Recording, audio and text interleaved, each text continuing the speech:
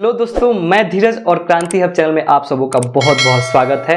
तो जैसा कि आप जानते हैं कि इसके पहले वाला वीडियो जो रिफ्लेक्शन ऑफ लाइट, प्रकाश का अपवर्तन के बारे में मैंने आपको बहुत ही अच्छा से समझाने का प्रयास किया था और मैं बताया था कि इसके बाद वाला जो वीडियो होगा उसमें मैं आपको अपवर्तन का नियम यानी लॉ ऑफ रिफ्लेक्शन यानी अपवर्तन का नियम के बारे में मैं आज टोटल डायग्राम के साथ आपके पास हूँ। देखिए यहाँ पे कि मैं इसलिए इसको डायग्राम बना दिया हूं ताकि समय कम लगे और आपको समझ में आ जाए, है ना। तो आज का मेरा मेन टॉपिक क्या है? लॉ ऑफ रिफ्लेक्शन यानी अपवर्तन का नियम। कोई दिक्कत? तो आज इसको बहुत ही डीपली तरीका से आज हम इसको समझेंगे और जो डाउट है आज सब डाउट को हम क्लियर करेंगे कि किस प्रकार क्या क्या होता है। तो आप मेरे इस वीडियो पे बने रहिएगा। अगर आप मेरे इस चैनल पे नए हैं तो मेरे चैनल को सब्सक्राइब कीजिएगा और बेल आइकन को जरूर प्रेस कीजिएगा ताकि मैं जितना भी वीडियो लाऊं सबसे पहले नोटिफिकेशन आप तक पहुंचे, है ना। तो बिना देरी के मैं वीडियो को स्टार्ट करता हूं। चलिए, आपको मैंने इसके पहले वाले वीडियो में मैं बता दिया था कि विरल क्या होता है और सघन क्या होता है। आप जानते हैं ना कि विरल, तो आप हमेशा इस बात पे ध्यान रखिएगा कि विरल निर्वात में होता है। क्या होता है? निर्वात में होता है। निर्वात का समझ है ना, खुला स्थान, हवा, जैसे ये विरल माध्यम होता है। सघन का मतलब भी मैंने आपको समझाया था, घना। सघन, घन मतलब घना, यानी विरल में क्या हो जाएगा? घना हो जाएगा। तो ये जो दो माध्यम होते हैं, क्योंकि आपको प्रकाश के प्रवर्तन के परिभाषा में मैंने क्या बताया था कि जब किसी माध्यम से चलती हुई प्रकाश की किरण किसी दो पारदर्शी माध्यम से टकरा कर, यानी उसमें दिशा परिवर्तन होता है। हमेशा दो माध्यम होता है। कौन कौन माध्यम होता है? कि विरल माध्यम होता है और एक सघन माध्यम होता है। लेकिन अब दोनों में कंडीशन होता है, एक सघन से विरल होगा, एक विरल से सघन होगा। इसीलिए मैं दो डायग्राम यहाँ बना दिया हूँ कि क्या पहला क्या क्या हूँ कि पहला विरल से सघन माध्यम में प्रकाश को आपतित कराया हूँ और दूसरा सघन से विरल में प्रकाश को आपतित कराया हूँ। इस कंडीशन में देखना है कि क्या क्या होता है और इसको पूरा हम डिफाइन करने के बाद टोटल चलेंगे कि लॉ ऑफ रिफ्लेक्शन, प्रकाश का अपवर्तन क्या होता है। तो इसको पहले मैं डिफाइन कर लूं कि अगर प्रकाश विरल में है तो विरल से सघन में जाएगा तो क्या होगा, और अगर प्रकाश सघन में है तो सघन से विरल में जाएगा तो क्या होगा। इस पे हम चर्चा करते हैं। तो देखिए, आप यहाँ पे थोड़ा सा फोकस कीजिएगा कि सबसे पहले तो मैं सबका नाम यहाँ पे लिख चुका हूँ कि ताकि आपको दिक्कत ना हो। तो मेरा नाम लिखने का देखिएगा, सबसे पहले ये जो किरण यहाँ पे दिख रहा है आपको, इस किरण का नाम क्या है? इस किरण का नाम है P और Q। थोड़ा सा लिख दे इसको, PQ। क्या नाम है? PQ किरण है। आपको बता दें ये P और Q एक कौन सा किरण है? इस किरण का नाम हमने दिया है आपतित किरण। देखिए हेडलाइन कर दे रहा हूं, इस किरण का नाम है आपतित किरण। QR ये है अपवर्तित किरण। देखिए यहाँ पे ये है अपवर्तित किरण। कोई दिक्कत? ये है आपतित किरण, ये है अपवर्तित किरण। और आपको पता है यहाँ पे कोण बना है, ये I जो है इसको हम आपतन कोण और ये कोण R बना है अपवर्तन कोण, ठीक है। और ये जो पूरा आपका लाइन है ये सतह है, ये आपका सतह है। और ये जो लंब, ये देखिए यहाँ पे एक भूल गए हैं, यहाँ पे अभिलंब होगा, अभिलंब। कोई दिक्कत? ये आपका अभिलंब है, ये आपका अभिलंब है, ठीक है। तो अब इसके बारे में थोड़ा सा जान लें कि ये आपतित किरण क्या होती है, अपवर्तित आपतन कोण क्या होता है, अपवर्तित किरण क्या होती है, उसके बाद अपवर्तन आपतन कोण क्या होता है, अपवर्तन कोण क्या होता है और अभिलंब क्या होता है। इसको थोड़ा सा जान लें। तो आपको मैं बता दूं कि ये जो विरल माध्यम है ना, मैं बताया था ना विरल माध्यम का किस चीज में? विरल माध्यम हमेशा हवा में। कहां? हवा में, ठीक।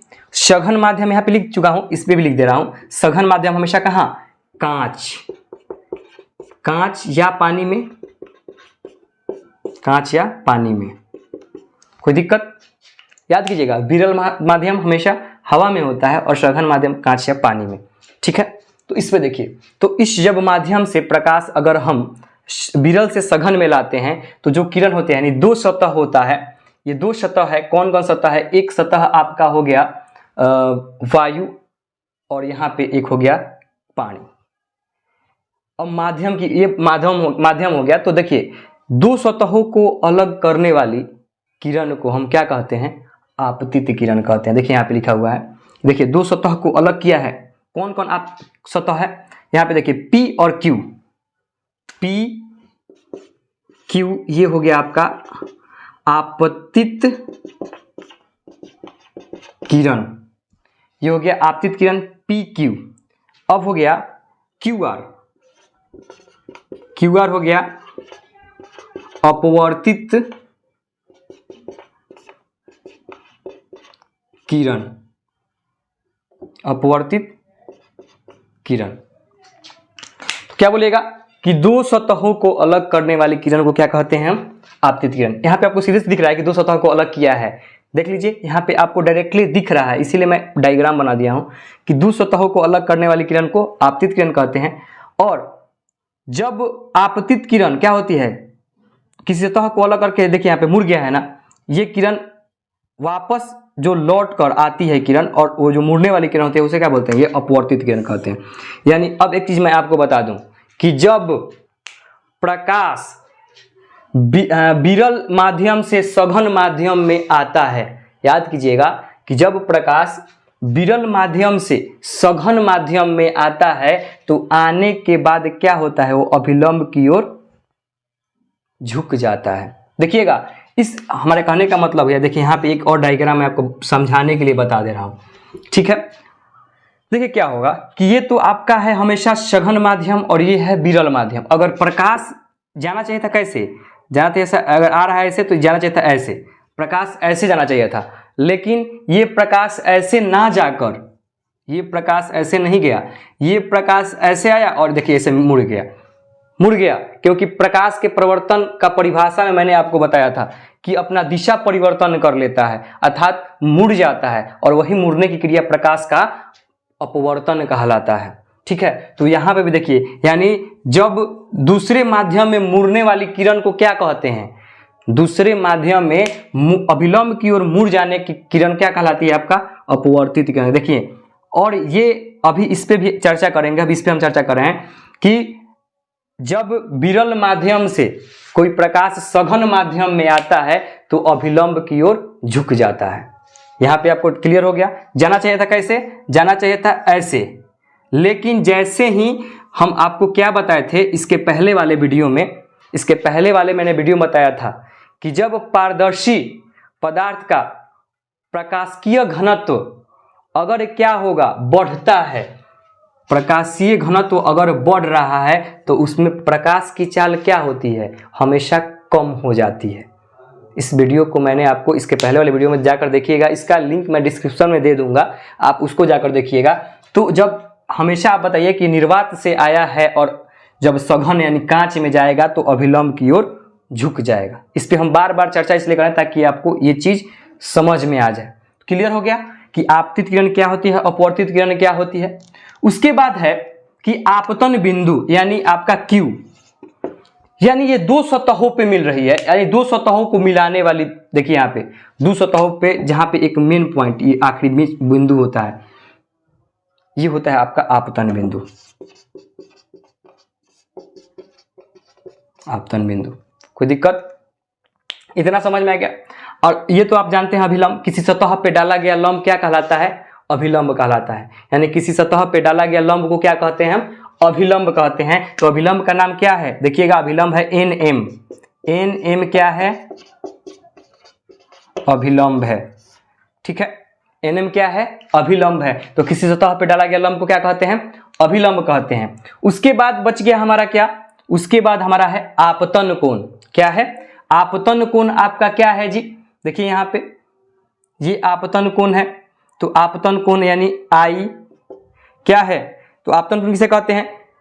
यानी आपतित किरण और अभिलंब। आपतित किरण क्या है? PQ, अभिलंब क्या है? आपका NM के बीच बना कोण क्या कहलाता है? आपतन कोण कहलाता है। आपतन कोण कहलाता है। कोई दिक्कत? अब एक बच गया हमारा क्या? R, इसको बोलते हैं अपवर्तन कोण, इसको बोलते हैं अपवर्तन कोण। कोई दिक्कत?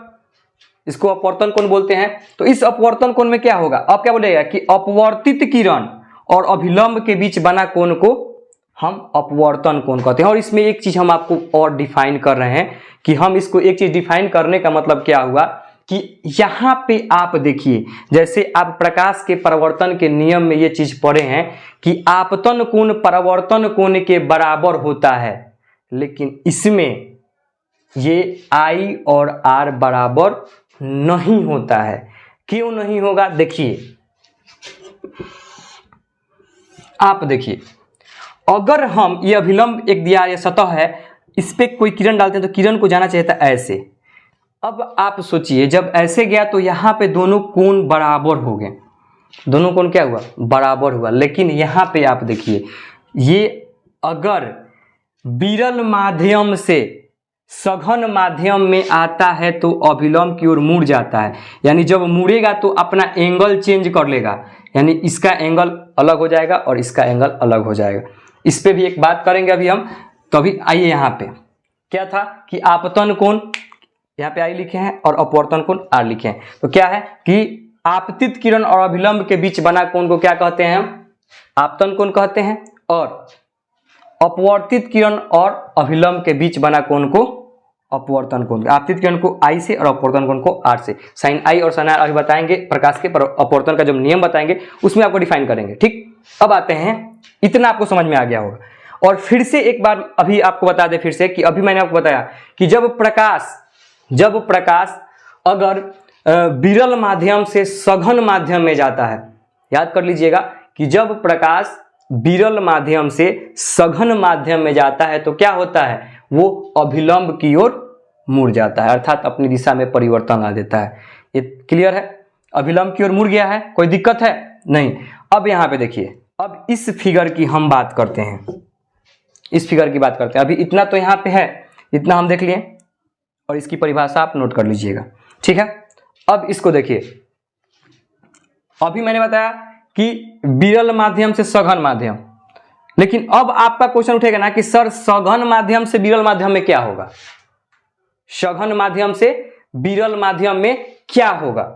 तो आपको बता दें कि जब प्रकाश अगर सघन माध्यम से विरल माध्यम में जाता है तो वो अभिलंब की ओर मुड़ता नहीं है, वो अभिलंब से दूर भाग जाता है।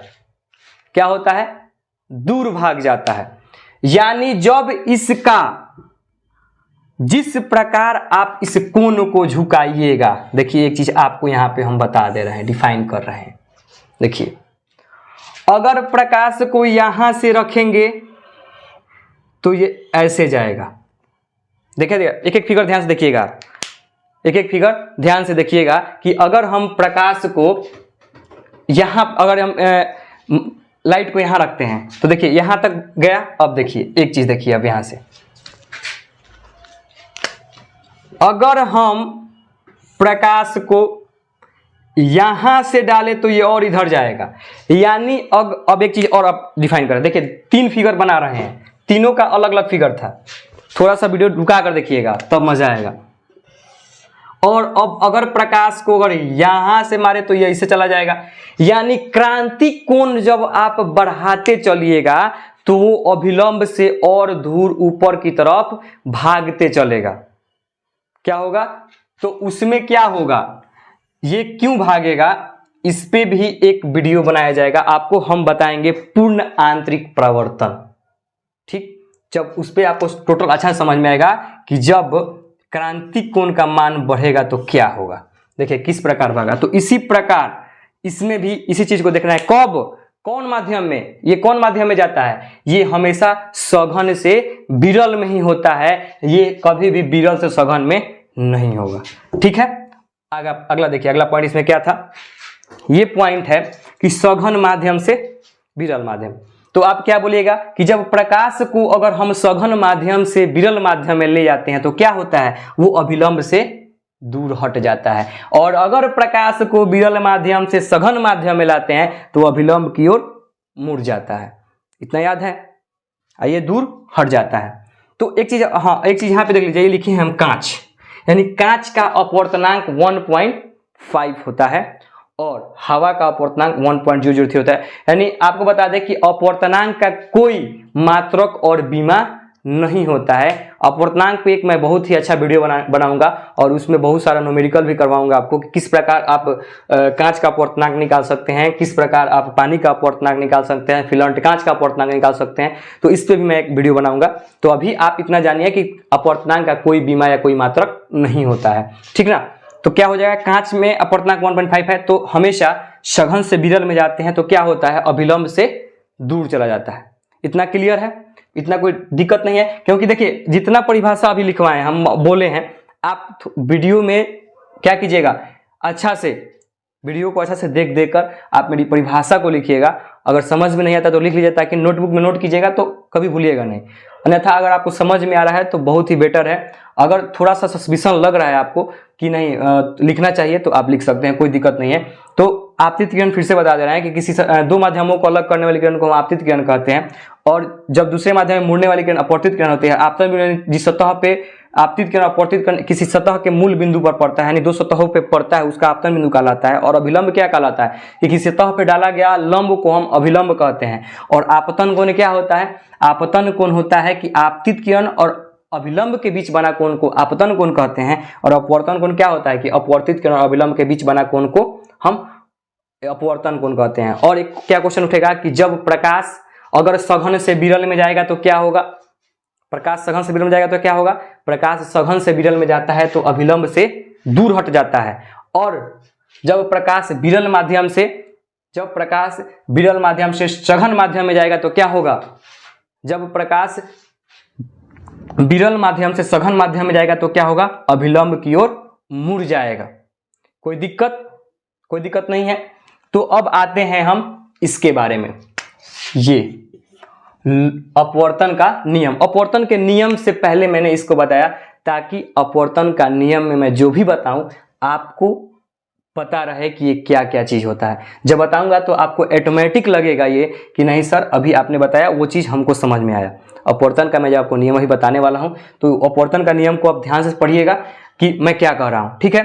और वीडियो पे बने रहिएगा। अच्छा लगता है तो बीच बीच में अपने फ्रेंडों के पास जरूर शेयर कीजिएगा, ताकि उनका भी जो भी टॉपिक्स फंसा हुआ है वो कंप्लीट हो जाए, ठीक ना। तो देखिए इसको थोड़ा सा मिटाते हैं हम।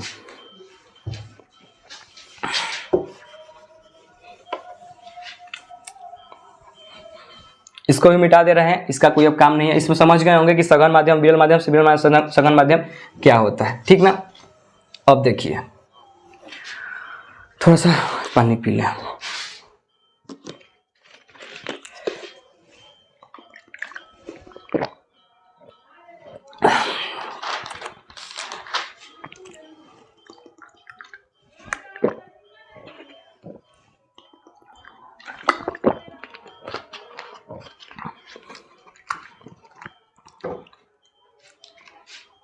आते हैं प्रकाश के अपवर्तन के नियम पर, ठीक ना।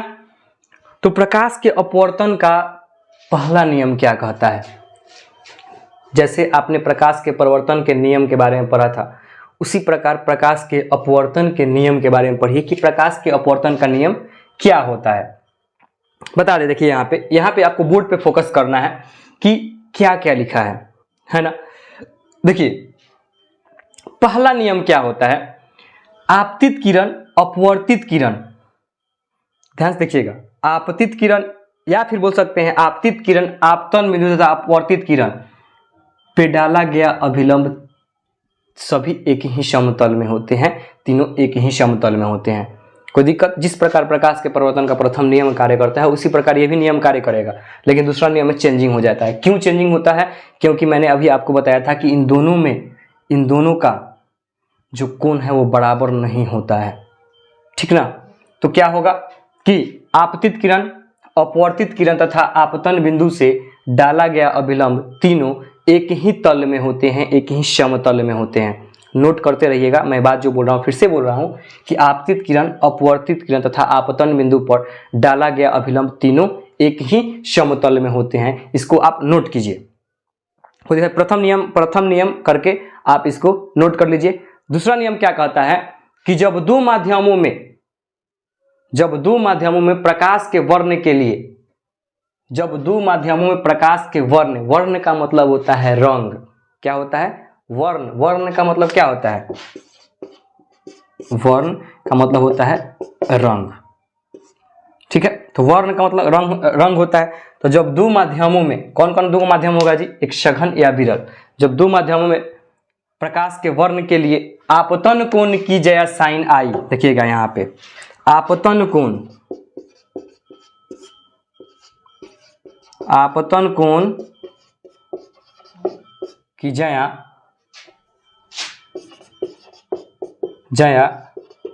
साइन आई और अपवर्तन कोण की जया साइन आई का अनुपात नियतांक रहता है, नियतांक।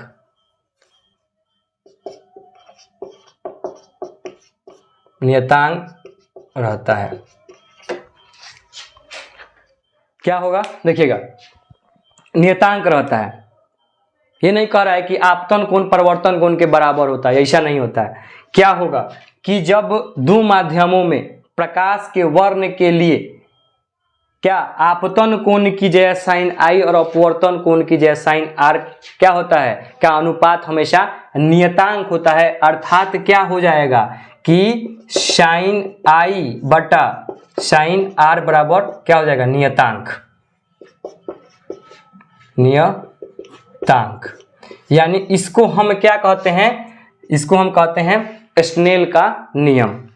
इसको हम स्नेल का नियम कहते हैं। क्या? साइन आई बटा साइन आर को हम स्नेल के नियम के भी नाम से जानते हैं। यानी प्रथम नियम क्या था? प्रथम नियम था कि आपतित किरण, अपवर्तित किरण तथा आपतन बिंदु पर डाला गया अभिलंब तीनों एक ही तल में होते हैं। और दूसरा नियम क्या था कि दूसरा नियम क्या था? किन्हीं दो माध्यमों में, किन्हीं दो माध्यम है ना, विरल और सघन, किन्हीं दो माध्यमों में प्रकाश के वर्ण के लिए, वर्ण विशेष के लिए बोल सकते हैं, वर्ण विशेष के लिए आपतन कोण की जया साइन आई और अपवर्तन कोण की जया साइन आर का अनुपात हमेशा नियतांक रहता है। यानी साइन आई बटा साइन आर बराबर क्या हो जाएगा? Sine i equal to sine i बटा साइन आर बराबर नियतांक। दिक्कत कोई? इसको हम स्नेल का नियम भी बोलते हैं। इसको क्या बोलते हैं? स्नेल का नियम। कोई दिक्कत है? तो अभी तक जितना बताए हैं लगभग आपका 1 2 3 4 5 6 7 8 9, मतलब कहने का मतलब कि खूब से खूब 15-20 क्वेश्चंस मैंने आपको बताया सिर्फ नियम से। नियम जानने से पहले मैं इसलिए इसका नाम बता दिया आपको, ताकि अब आपको समझ में होगा कि आपतन कोण की जया साइन आई, अपवर्तन कोण की जया साइन आर क्या होता है, किस प्रकार होता है। तो अब नियतांक रहता है। अब नियतांक क्या है? अगर अभी देखिए, जब अपवर्तन में हम आपको अपवर्तनांक में जब एक वीडियो बनाएंगे तो उसमें आपको पूरा डाउट क्लियर हो जाएगा कि अपवर्तनांक में क्या क्या होता है। अपवर्तनांक में एक विशेष वीडियो बनेगा बहुत ही जबरदस्त, जिसपे आपको हर एक न्यूमेरिकल से लेकर हर चीज पे बताएंगे। तो अभी आपको इतना ही देखना है कि क्या क्या है, परिभाषा क्या क्या कहता है, इसके बारे में मैंने आपको आज बताया हूं। और जहां तक आपको ये वीडियो समझ में आएगा, आप क्या कीजिएगा कि एक एक पॉइंट को बार बार पढ़िएगा। क्योंकि देखिए, अगर आप पढ़ते हैं तो पढ़ने के वक्त क्या होता है, सिर्फ आप उसको पढ़ के और छोड़ देते हैं। आप पढ़कर छोड़िए मत, पढ़ने के बाद उसको आप अपने मन से नोटबुक में लिखने का प्रयास कीजिए कि अभी तक मेरे को कितना याद हुआ। आप कितना याद करते हैं, कितना आप समझते हैं, ये चीज़ मायने रखता है। क्योंकि रट्टा मारते रहिएगा जिंदगी में कभी याद नहीं होने वाला है। और ये अगर डायग्राम आपको याद हो जा रहा है, फिगर याद हो जा रहा है, तो आप इसको कभी नहीं भूल पाइएगा। आप खुद से आपको लगने लगेगा कि नहीं, कुछ हमने सीखा, कुछ हमने समझा, है ना। तो आप इतना कुछ नोट कीजिएगा। और अगर आपको समझ में नहीं आता है तो बार बार वीडियो को देखिए कि क्या, कहाँ हम फंसे हैं। आपका समझने का ना कारण पता है क्या है? माइंड कंसंट्रेट नहीं होता है। क्योंकि जब आप किसी भी चीज़ पे फोकस करते हैं ना, तो सीरियसली फोकस नहीं करते हैं। वही निगेटिव थिंकिंग अगर आ जाएगा तो वहाँ पे आपका जो सोचने और थिंकिंग करने की पावर कुछ ज़्यादा ही बढ़ जाती है। लेकिन अगर आप पॉजिटिवली कभी सोच कर देखिए इस चीज़ पे, फोकस कीजिए कि हमको किस प्रकार किसी चीज़ को समझना है। तो एकदम माइंड को कंसंट्रेट कीजिए और कंसंट्रेट करके एकदम बी फोकस करके अपने माइंड को एक जगह एकत्रित करके और किसी भी चीज़ को पढ़ना स्टार्ट कीजिए। आप ज़िंदगी में कभी नहीं भूल पाइएगा, क्योंकि ऐसे किसी को सक्सेस नहीं मिलता है। अगर आप सक्सेस चाहते हैं तो हमेशा इस बात पे ध्यान दीजिए कि हमको हर चीज़ पे हर वक्त अपने माइंड का कंसंट्रेशन बनाकर रखना चाहिए, बी सीरियस होकर किसी भी काम को करना चाहिए। तो दोस्तों मैं आशा करता हूँ कि ये वीडियो आपको बहुत ही अच्छा लगा होगा। अगर आपको ये वीडियो बहुत अच्छा लगता है तो मेरे चैनल को सब्सक्राइब कीजिएगा और दोस्तों के पास ज़रूर शेयर कीजिएगा, ताकि उनके पास भी ये वीडियो पहुंचे। और अगर आप बेल आइकन को नहीं दबाए हैं तो बेल आइकन को जरूर प्रेस कीजिएगा। मैं जितना भी वीडियो बनाऊंगा नोटिफिकेशन सबसे पहले आप तक जाएगा। चलिए, जय हिंद, जय भारत, थैंक यू।